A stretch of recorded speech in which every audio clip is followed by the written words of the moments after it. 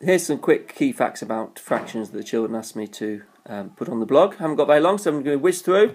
First of all, if you're looking at a fraction, we know that the top part is called the numerator and the bottom part is called the denominator.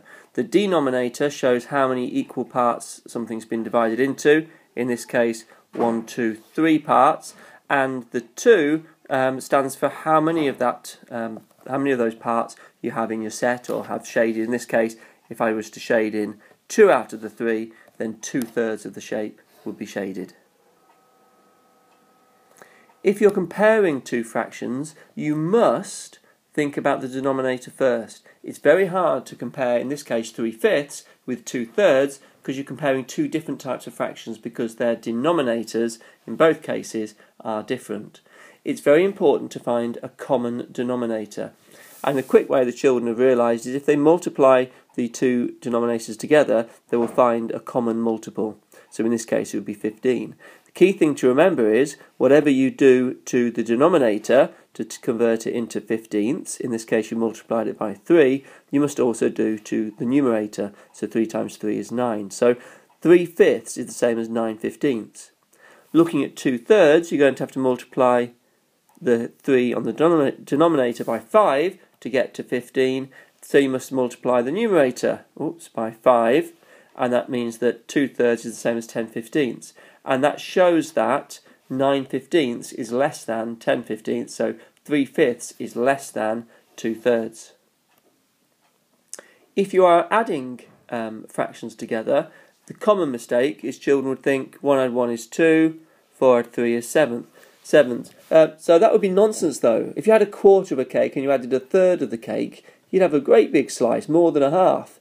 2/7 is a small part, just over a quarter. So clearly that's an error. So that's not how to add fractions together. As is so often the case, if you're going to do something with fractions, you usually have to make sure that they have the same denominator. Here we've got a common multiple of 12. We'd multiply 4 by 3 to get to 12. So the numerator would be multiplied by 3, so 1/4 is the same as 3/12. In the case of the third, you multiply that by 4, so multiply the numerator by 4, so 1/3 is in fact 4/12. So 1/4 add 1/3 is the same as 3/12 add 4/12, which means 7/12. The denominator stays the same there. If we're finding a fraction of a shape, you divide by the denominator. If you had 30 cakes and you wanted 1/6 of them, you divide it into 6 equal sets. 30 divided by 6 is 5. If the numerator is more than 1, then you have a second stage. First you divide by the denominator, then you multiply by the numerator. So 1/6 of 30 is 5. 5/6 would be 5 lots of 5, which would be 25. Sometimes you'd be asked to simplify a fraction. When you simplify a fraction, you must look at the numerator and the denominator and find a factor that would be common to both numbers. In this case, you could go for 2's, in which case you could divide by 2. 36 divided by 2 would be 18/20. Do the same to the numerator as you do to the denominator, but actually that's not the biggest common factor. The biggest common factor here would be 4. How many 4's in 36 would be 9? How many 4's in 40 would be 10? I know that's the simplest way of expressing that fraction because there isn't a common factor now for 9 and for 10. That's called simplifying a fraction. In this example, I want to show you how to find equivalent fractions, and the children most commonly would think whatever they can do to the numerator, they do to the denominator, so they might just double it to start with, so they would know that 3/4 is the same as 6/8, or if they multiplied the numerator by 3, it would be 9, and 4 times 3 is 12, and so on. In this example, if we're looking for equivalent fractions, again the children would naturally jump to something like 18/24, but they also could be getting an equivalent fraction by simplifying the fraction.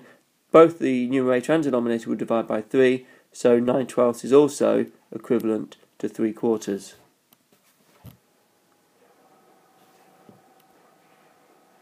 This is a tricky calculation.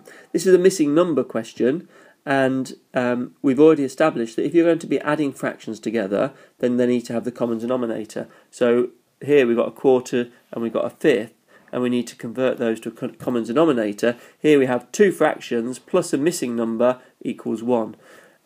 We can multiply these two together and we realise we could have a common denominator of 20. So we do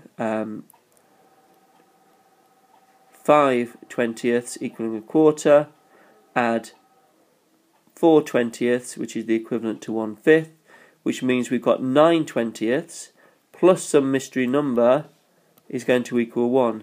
Well, if we've got 9 twentieths, we'd need another 11 twentieths in order to reach the 1. Looking at 11 twentieths, there isn't a common factor between the two. 11 is a prime number, for example, so that would be very difficult. So that would be the final answer. 11 twentieths was the missing fraction. We've got to remember a couple of other things. This is called a mixed number, so we have 2 whole units, or 2 whole ones, and 3/5. We can convert that to what we call an improper fraction. An improper fraction has a numerator greater than the denominator. Now we know that 5/5 is equal to 1 whole one, so this 2 full units would consist of 10/5 plus the 3/5 that we have in the mixed number already, means that 2 and 3/5 is equal to 13/5. And similarly, we need to be able to convert the other way. This is an improper fraction because the numerator is greater than the denominator. And in this example, we've got 12/5. So each 5/5 is a whole unit. There are 2 5s in 12, so 2 whole units and 2/5 left over. So 12/5 is the same as 2 and 2/5. The last one I want to show you is a multiplication. You won't often get this. 1/6 multiplied by 4. This is a slightly trickier one. However, well, I say it's tricky. It's not actually that tricky. The denominator will stay the same. You had 1/6, and now you want 4 of them, so you're going to have 4/6. That actually is quite simple.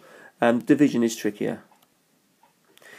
If we look at this division, 5/6 divided by 2, well, if we had 5/6 of the pizza and we wanted to share it between 2 remaining people, we would try and share out those, and they get 2/6 each, and then you'd be left with 1/6, and you wouldn't know what to do with it because 5 isn't easily divisible by 2. We couldn't have 2 1/2 6. That would be a bit ridiculous. So we can't put that. So again, we need to look for an equivalent fraction that is easier to half in this occasion. So looking at that, we need, on this occasion, we need the 5 to be an even number, don't we?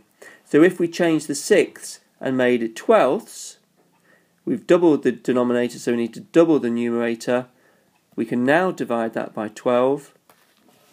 The denominator stays the same, and it would be 5/12. So 5/6 divided by 2 would be 5/12.